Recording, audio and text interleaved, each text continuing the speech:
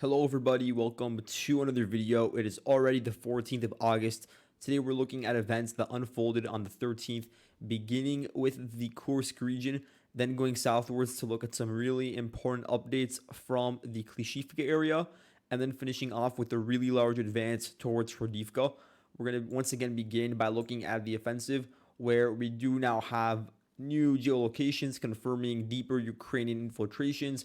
We also have conflicting reports from both sides. As always, what we do now know and what will give us a better idea of the troop composition are new reports coming out from local sources about the movement of certain units from all across the front line to help the Russians defend this region.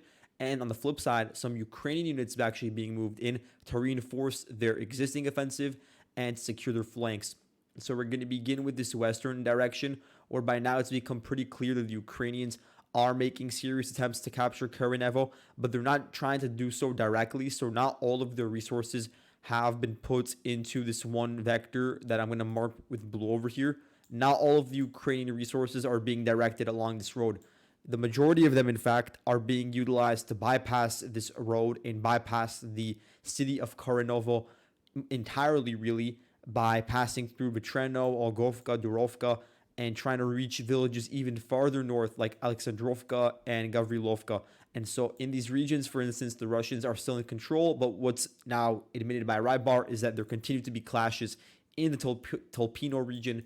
And of course, the objective is to overlook and secure the northern flank of Karanovo, which is already in a compromised position because to its west, it's very difficult to receive any sort of resupply or connect with the Russian rear because you have this very deep forest and you have a river that is running in between. And so the only route that is pretty much reliable at this point, besides open fields, is that one road that is pretty close to Tolpino that then runs to the northwest all the way to Rilsk. And so this is not a new update, but what is new is that we have this video that came out from the Bobber drone unit, Beaver, I should say, and they released FPV strikes onto 3 Ukrainian vehicles, and the geolocation for at least one of them was very, very close to the outskirts of the city, implying that the armored Ukrainian units were able to actually cross past the gas station over here and make it all the way to some of the tree lines that are near Niki Pelovka. And so, of course, they were spotted this time by the drone units and they were targeted accordingly. It is hard to tell in a lot of these videos whether they achieve direct hits on key parts, key compartments of the vehicles because of a lot of jamming in these regions. And then it causes a lot of this sort of blurry feedback when you're watching the video. But in any case, it confirms the furthest Ukrainian advance. And the unit doing this is still the 80th Air Assault Brigade. We now know that the 82nd has really been taken to the back burner. They were involved in a lot of the initial attacks from the first couple of days. And now their battalion tactical group is no longer involved in the attacks here. It's going to be more so involving the 80th Brigade. And on the flip side, the 82nd was replaced by elements of the IDAR battalion. Let's see where they are over here because I did move them in. IDAR, if you don't recall, it's 24th now. That's the name of the battalion. And they were moved in from the Chasiv Yar region. So they actually did serve a really important defensive purpose in recent months, and beforehand they also had some sort of involvement in the Kupiansk region. Additionally, Ukrainian sources mention the movement of the 225th Assault Battalion. This used to be a part of the 127th Territorial Defense Brigade, but it was separated and now acts as an independent body as of July 2023. And the reason for that is because this unit really is mobile. It does not have one home, one front where it just operates from throughout its entire existence. It's always moving back and forth. And so the idea is to have a smaller, decentralized group that could be sent in to plug holes. And so now it's actually being sent to help with the offensive and I'd presume to sort of solidify control over some nearby regions. And so Ukrainian sources, they mentioned that they were getting into clashes with Akhmat forces. So they probably were located a bit further north, maybe around Snagost, or involved in some of the other clashes in the Karanovo region. And so you see how a lot of the bolstering of Ukrainian forces is coming from the same direction. That may be a Ukrainian decision that they don't want to distribute the sort of reinforcements from all across the front line. They would want to focus moving out all of the troops from a singular area, not entirely, but to a large extent, a disproportionate amount from Chasiv Yar in order to soften the blow to other parts of the front line that really are critical, like Toretsk and the Pokrovsk region, because they really have not been hit hard by the movement of Ukrainian forces. They still have the same sort of composition that they did beforehand. In that, if you compare it to what could have been potentially the scenario, it does help the Ukrainians at least slow down the pace of the Russian advances in those regions comparatively. So just to zoom in once again, you can see that the Ukrainian infiltration, it may or may not include capturing Olgovka. This is now disputed following Russian reports from yesterday's video that they were able to get control over Kremanoya a bit to the east. So Olgovka probably is in a gray zone right now. A big issue that the Russians are facing is they really can't actually solidify control over the entirety of this sort of northern perimeter, which I'll explain why in a second. But you could see the northern perimeter really spans this massive, like 40-kilometer piece of territory. And so it's very understandable that at the current moment, they don't have the wherewithal to actually completely prevent DRG operations at night or mobile groups from attacking during the day. Also, you have to understand that the sort of geography here is so much more wooded, so much more foresty than the sort of fighting that we see on a daily basis within Ukraine itself. In those areas, the fighting really includes large open fields and then tree lines dividing them.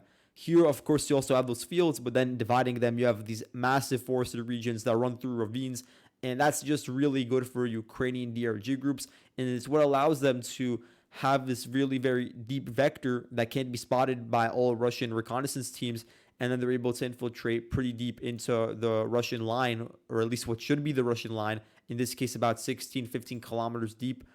And now we're receiving information about generally Ukrainian forces being located near Obshi Kolodez. That was the reporting from yesterday. And we have just some recent videos confirming that there are Ukrainian infiltrations in this general region. You have a bit of an earlier video, but the newer infiltration that we are aware of is a bit to the east. And these are occurring either along the key roads that the Ukrainians control or nearby in the forested regions I talked about. And so here we have a video which shows it's actually a Ukrainian Kozak, I believe, not an infantry fighting vehicle more generally, but specifically a Kozak. And it was struck in a forested area by a Lancet that belongs to the Northern Group of Forces. So we know, of course, they're active around here, at least some of their elements. And the Lancet, of course, spotted it and destroyed that Kozak in this region. And again, this is really deep into the Russian rear, you could say, and it is also rather close to Kromsky Biki, where we have received information from both sides of Ukrainian DRG activity. And so it does appear they want to disrupt the Russian continuity by taking over this village, or at the very least continuing to infiltrate all around it, because then the Russians can't use it as an organization point to begin to solidify the line further southwards. And that's a big part of why the Ukrainians continue with these endeavors, even if it does have a higher risk, because again, they're completely on their own. They're not really going to get any sort of air support. I don't know how they're going to get that much artillery support either. And so they really are left on their own and are able to just breeze around through these various areas and try to just wreak havoc for the Russians on the rear, for the supply lines, for their communications, to cause panic. And then it sort of causes the Russians to think that there are other forces, and then it creates a mass panic with potential friendly fire incidents. And so that's all a part of the calculus. And that's also why we received reports of Ukrainians operating near Kauchuk, and then also around Semenovka, where we had videos, a lot of footage from about 3 days ago of airstrikes towards the Ukrainian positions over there. And so it just appears that this route, it's constantly being used by these groups day after day. And so far, the Russians have not been able to fully seal the gaps here. And so that is still a present issue. And that's something that is really down to the amount of reinforcements, because right now the Russians, as we said before, they are sending in, as we said, could be in the 6,000, 7,000 range, could be even higher, going up to 20, 25,000 in terms of the unconfirmed amount of reinforcements being moved in. And it takes a very long time for them to arrive if they're coming from an area like Kherson, if they're coming in from Luhansk even. And then, of course, you have the ones coming in from Belgorod. Those should be the first ones to arrive. And you have to remember that some of these roads, they're not the most safe right now. A lot of them are just congested with traffic, because you do have the evacuation efforts for 120,000 residents of these districts near the border with Ukraine and Kursk, where they are beginning to conduct evacuations. You have, of course, the evacuations of the Belovsky district over here, this district that you see marked with the X more generally. And this is an area where we've seen an uptick in Ukrainian DRG activity. and then also in an area that the Ukrainians are not really located in yet, but it's pretty close to where the front line is. It's the Bolshen Soldatsky district over here. I have this X marked here. It's a population of about 12.7K, and the Russian authorities are beginning to conduct evacuations of citizens over there as well through all these villages. And so, of course, when you're doing that, whether it's by rail or by highway, then it slows down the pace at which the Russian troops and the Russian heavy equipment can come to the front line and actually begin to get involved. And so far, what the biggest benefit of at least having the reinforcements, some of them, be here, is that they've been able to seal off the highways that sort of start in Kursk to the east and then go to Lvov and Rilsk to the west. But now the next goal would be over the coming week for the Russian forces to begin moving in the more significant regiments and brigades and begin to seal off the sort of routes that the Ukrainians have formulated for themselves that have really been used to poke holes in the Russian line, because you could see how this is really a fluid line if you have Russian troops located here in this X, which we do know is probably the case around Kruglenkoy, and there's also fighting around Malaya Lokneya. But then at the same time, you have infiltrations 15 kilometers deep on either flank, but they are, of course, occurring through valleys. And so that is a bit of an advantage for the local Russian forces. They control this rather important height that is located in between the two Ukrainian routes. And then the Ukrainians, when they're advancing east of Karanovo, of course, they're keeping in mind the fact that there is this massive hill that they have not been able to take over yet, but they are very close to taking over if they were to pass through an area like Durovka or Olgovka. And so that's also part of their calculus. They would like to sort of solidify control here, and then they would have this really amazing overlooking vantage point in firing position to more generally wreak havoc onto the chain of villages located along this road and located near the river that we talked about before in the forested area. But so far, this is really manifesting in small mobile groups trying to undermine the front line and actually then beginning to battle the Russian forces, whether they be airborne forces or Akhmat fighters within some of these regions. And it's actually now that we've seen the first striker being taken by the Russians, captured. And so that striker probably was from this part of the front line. It wasn't geolocated. And so that would be a part of the battalion tactical group of one of the air assault brigades. And then looking a bit to the east, we're going to zoom in on Bolshoi Soldatskoy. Previously, the Russians, notably the 810th Naval Infantry Brigade, they were able to sort of solidify control here. But it appears that some developments in Martinovka may have led to a Ukrainian rebound in this region. Because previously, if the Russians had any sort of strong presence in Martinovka and Mikhailovka for that matter, then any sort of Ukrainian mobile squad would be spotted as it would be so close, a couple hundred meters away. And then, of course, it would be fired upon from that eastern flank, even if it is on a lower lying valley. And then a bit to the east, it's already on a really large height overlooking the road. And so the R200, of course, the Ukrainians could still use it at night, but during the day, it would be more difficult to reach areas like Berdin or Bolshoi Soldatskoy. And so then you had this period for like 3 days where there was a relative calm in the village, and it started to be utilized by the Russians as a forward organizing node for reinforcements. But now that the Ukrainians from the 22nd Brigade have largely been able to clear out Martinovka, according to Ukrainian sources, and Russian sources do acknowledge there is a very heavy battle going on, it does appear that the Ukrainians do have more of the ground in this region and also around Kruglik, because we aren't really seeing much of a dispute regarding the situation there anymore. And so the Russians, at the same time, they're being pushed back, not just from Martinovka, but also a bit to the south. They're being pushed out of the remainder of eastern Sudzha into the suburbs.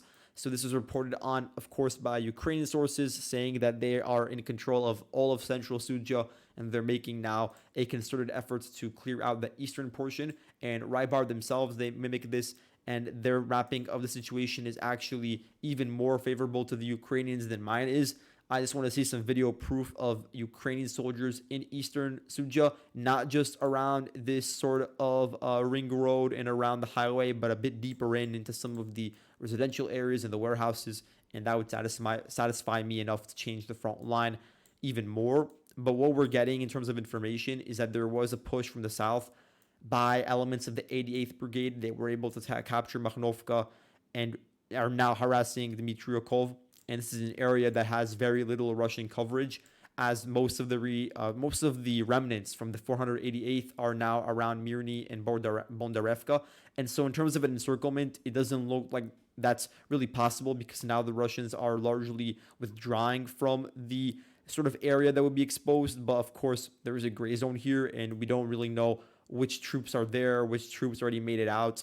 And so you could see it's a distance of about, if we're going to measure it out, distance of around 3 kilometers from the river to the Russian line of contact, and that the Ukrainians have been able to advance around 1.8 kilometers southwards in this direction and are now focusing their efforts on clearing out the remaining 488th Brigade Regiment remnants here. And then, of course, the next goal will be to solidify control over some of the nearby villages and suburbs. And at that point, you would have a very strong Ukrainian sort of chokehold on the R200 road. And that's why we're now seeing the Ukrainians more comfortable sending in these raids northeastwards. It's not to take over positions permanently. That's not feasible at the current moment. But they could send in these very small squads to target the Russian sort of regrouping and reorganizing over here in Bolshoi Soldatskoy. And the Ukrainians really do have a short window of time to do this before a large amount of the reinforcements that I've talked about will begin to arrive. And so I do expect to see Ukrainian activities continue in this region and try to extend as much as possible into some of these regions. And then the downside of that is that if they're not successful, and even if they are to a certain extent, then the Russians do have a massive advantage given the fact that they have the wide variety of firepower needed to take out these vehicles, and that the Ukrainians are just totally on their own with these columns deep into Russian territory. So the Russians, of course, they're going to use their helicopters, the low-lying helicopters, their Air Force fabs just continually being dropped over here now. They've been rolled out over the past few days.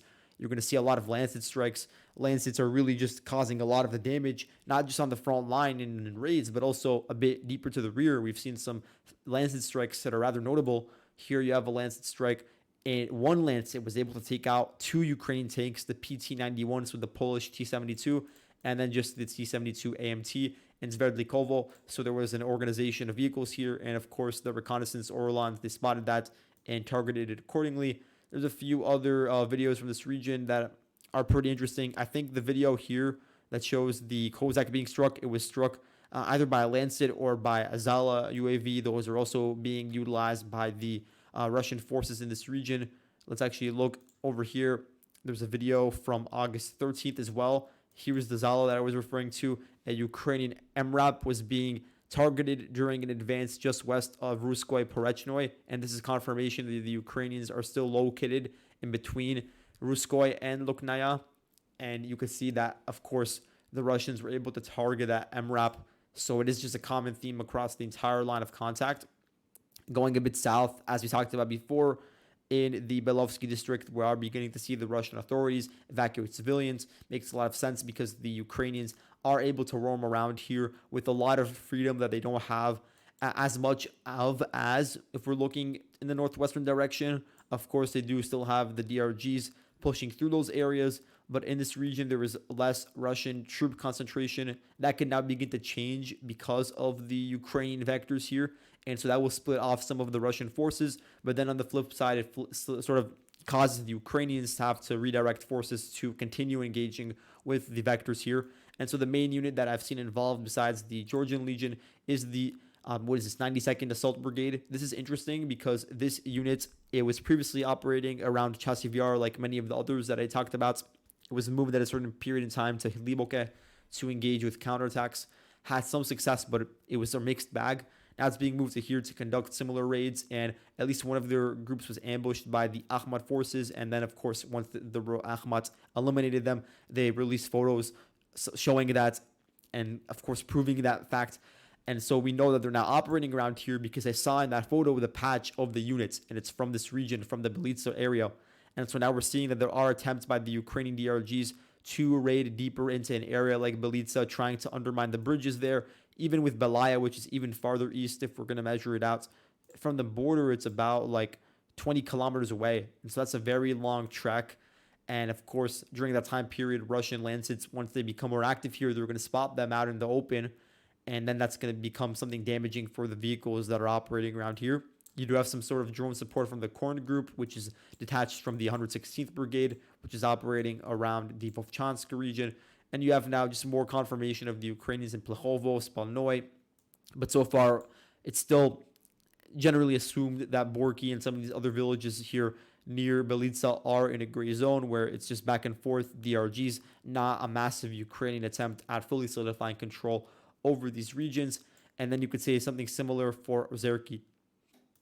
What's important to note is that when we're looking back in time and seeing the formation of Ukrainian units, I was really looking back and I realized that there were two incidents over the past like half year, 8 months, where we did see Ukraine announce new units being formed, and it just seemed totally unconnected to the sequence of events occurring in the front line, especially with Donbass, because you'd assume that once, of course, the mobilization bill was passed and you had this sort of reduction of the age at which there could be call-ups, and then all the restrictions on Ukrainian men in foreign countries outside of Ukraine, that yielded, of course, several tens of thousands of men over a extended period of time. And then those men could, of course, be utilized as conscripts in brigades that are already existing and are in need of, filling in staff, filling in infantry at the front line to continue with defense in certain regions. But at the same time, as this was all occurring, the Ukrainians actually focused on opening up new units. They opened up 5 new mechanized brigades. Some of them actually were changed back to just infantry brigades because they didn't have the proper amount of vehicles, and the vehicles themselves weren't protected or didn't have enough firepower, and so that you can't even call them mechanized anymore. And then others were actually turned in and created to the Ranger Corps. And so this unit, the Ranger Corps, it's a newly formed unit. It was first mentioned, I think, in March of 2024, and it's rather interesting because there are 4 regiments within this corps, and they were trained in the West. They received proper NATO training, and they specialize in deep reconnaissance missions, sabotage operations, basically everything the DRGs are currently doing. And we know that at least one of the regiments, the 6th one, was already introduced and completed its training and had the commencement ceremony in June. And so I haven't heard any sort of official information about them since the beginning of the offensive, but it would really not surprise me if they're operating around here, given the fact they were created in lieu of the Ukrainian offensive, and the fact that you do have all this information about infiltrations rather deep into Kursk Oblast. It would just not surprise me if they're involved in this attack. And the fact that's also pointing to the fact that the Ukrainians, they planned this really, really long time in advance. And you could go back to like mid 2023. There was also information, and Zelensky himself saying that he would always have liked to open up a large-scale offensive within Russian territory. And so all the information that was pointing in this direction was actually there, but in retrospect, it becomes much more clear. Now, looking a bit northwards, I just want to focus on some Russian reinforcements that I am aware of. So you have let's see, I want to open it up correctly here. So you have the 22nd Motor Rifle Regiment. Again, this is based on reports from Facebook, VK, whatever it is, and then the families, they say that they lost a certain family member from this unit within the Kursk region. That's how we know. And so this is a part of the 44th Army Corps, which is a part of the Northern Group of Forces, newly formed unit with a lot of conscripts that was meant to attack in the Volchansk region. Now it's being moved to here, of course. Of course, we said before 810th. And you actually have information surrounding the 200th Motor Rifle Arctic Brigade. I want to find them over here on the map. So the 200th Arctic Motor Rifle Brigade was present just northwest of Bakhmut. It wasn't too involved with the Chasiv operation, but I did see some videos of their drones and artillery strikes on the districts in the east. So it wasn't involved to a certain extent. And so this is an admission that at least the 3rd company of this particular brigade was moved and is fighting around here. So it is a diversion of some Russian forces away from a key part of the front line. But again, if we're looking at Chasiv Yar, then comparing this one unit being moved in at least partially versus all the various Ukrainian brigades that have recently been moved in, it's not really even close. Where we're seeing a lot of Russian units being moved in is from the Kherson region, as we talked about before. You have the Moses Group, which is just a drone unit that was operating there, moved away recently. You had the detachment of the Bober unit that was operating around the Volchansk region being moved to the northwest to defend around Korenovo, as we said before. And so that means that to a certain extent, the Russians have degraded their defense around the Kherson region. And I think that also coincides with why the Ukrainian special forces are now also conducting these operations into the Kinburn Spits, which I will talk about at a later date once I have time and we get more information and geolocations on that. But probably there is a sort of coinciding where the Ukrainians thought that, oh, maybe there's less of a Russian drone coverage around here, so we could be more successful with crossing over. But of course, in fruition, it didn't really end like that. But yeah, let's move on now to the situation in Klishchiivka. So something that I've stressed about Chasiv Yar is that the biggest way for Russia to actually achieve a victory here in a way that would reduce the amount of casualties they have to suffer, juxtaposed to, this very long slog through highly elevated positions that the Ukrainians are defending and entrenched in within an urban area like Chasiv Yar, a way that could be at least partially alleviated would be through pushing west of Klishchiivka and securing control over the rest of the eastern bank of the canal, and then actually crossing over like Wagner did and securing control of some of the heights near Stopochki. At that point, you'd have a southern flank putting pressure on Chasiv Yar, and you'd also have the Russians on sort of equal footing with the Ukrainians, at least in one part of the front line. And by doing so, you'd already have a bridgehead towards the Konstantinivka region. And so the only way for this to ever occur, and this is something that would require a lot of resources and wouldn't happen overnight, would be through fully kicking the Ukrainians out of the Klishchiivka node, because Klishchiivka was held onto so ferociously by the Ukrainians for that exact reason. It is really the vanguard for the Ukrainian forces here, and past that point, there isn't another village. If we go you have to go like 8 kilometers westwards before you see the next village. And so that's why they defended so much in Hrodivka and Klishchiivka. But the Russians eventually took over the village, and now they need to secure the heights. Now, the capture of the heights, initially we received information of Russian push through here in the beginning of August. Now we have the confirmation based on a video from the Ukrainian side where the drone hits a Russian BMP that was withdrawing from a firing position. Based on the geolocation, the BMP that the Russians used was located on height 215.7 west of Klishchiivka. This is a really important height, and it's the same height on which the trench system that I've talked about so much northwest of the village is located. And this means that the perimeter of Klishchiivka is beginning to get cleared out. The Russians advanced through this 0.8 square kilometer region, took over some key defenses, and now they don't really completely overlook the Ukrainians because there are still a lot of hills in this region located just west.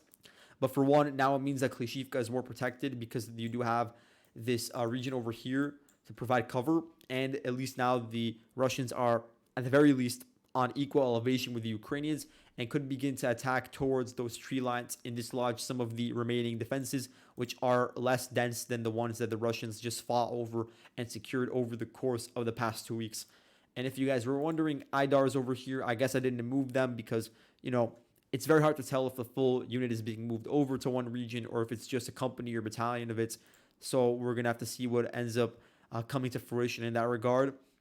And you could also say the same thing about this unit over here. The 241st Territorial Defense Brigade also has a certain presence within the Toretsk region, at least one battalion over there. And also, I believe, some sort of presence around Luhansk. And so I don't even know how many elements they have left in this region to defend.